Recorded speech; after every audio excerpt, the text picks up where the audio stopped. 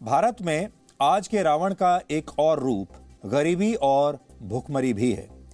वर्ष 2021 के global hunger index के मुताबिक भारत भुखमरी के मामले में दुनिया के 116 देशों में 101वें नंबर पर है।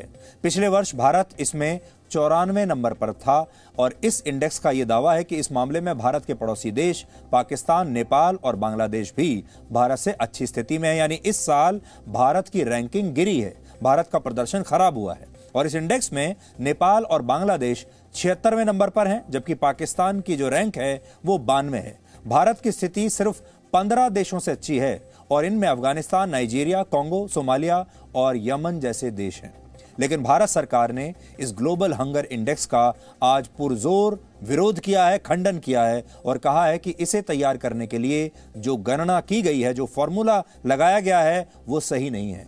सरकार का कहना है कि भुखमरी का पता लगाने के लिए वेट और हाइट जैसे आंकड़ों की जरूरत पड़ती है, लेकिन यह इंडेक्स गॉलअप नाम की एक संस्था के उन आंकड़ों के आधार पर जारी किया गया है जो जनसंख्या से जुड़े हैं और इसे तैयार करने के लिए जरूरी वैज्ञानिक पद्धति को अपनाया नहीं गया।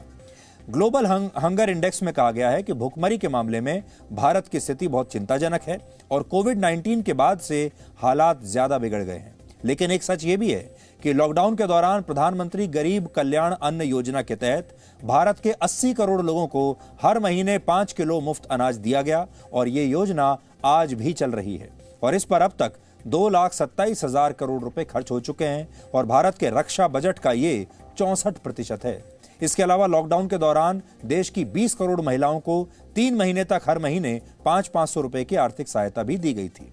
संयुक्त राष्ट्र की एक रिपोर्ट के मुताबिक पिछले 10 वर्षों में भारत के 27 करोड़ लोग गरीबी रेखा से बाहर आए हैं और अब 1990 के मुकाबले भारत में गरीबों की संख्या आधी रह गई है। लेकिन पश्चिमी देशों की गैर सरकारी संस्थाओं को यह सब दिखाई नहीं देता और ये जब भी भारत के मामले में कोई रिपोर्ट तैयार करते हैं तो उसमें भारत की स्थिति को अक्सर बहुत खराब दिखाया जाता है।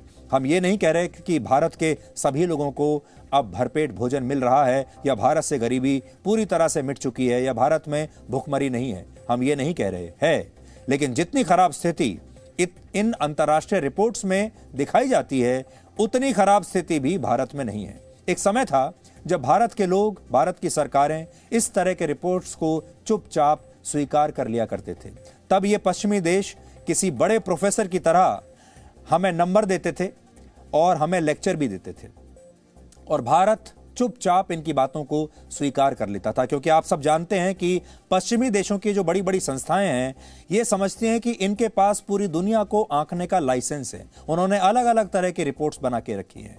कौन, किस देश में लोग कितने खुश हैं, किस देश के लोग कितने स्वस्थ हैं, किस देश की क्या गरीबी की स्थिति है और भी किस देश के लोगों को बोलने की कितनी आज़ादी है। ये सारे वो मापदंड हैं जिन पर पश्चिमी देशों के ये अलग अलग जो संस्थाएं हैं ये रिपोर्ट जारी करती हैं और ये रिपोर्ट जारी करने के लिए अपने आप को एक जज की तरह समझते हैं और बाकी के जो पूरे देश हैं, जो खास तौर पर जो थर्ड वर्ल्ड कंट्रीज हैं, जो गरीब देश हैं, वो चुपचाप इनके आदेशों को मान लेते हैं। इनकी रिपोर्ट में जितने नंबर उन्हें दिए जाते हैं, जो रैंक दी जाती हैं, वो मान लेते हैं और ये पश्चिमी देशों की संस्थाएं ये समझती हैं कि ये सब करने का लाइसेंस इनके पास है।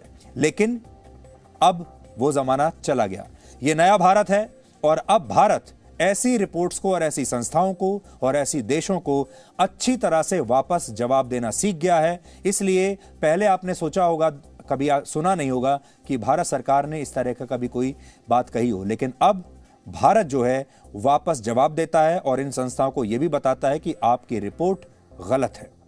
Presenting B News app available on Google Play and App Store. Download it now.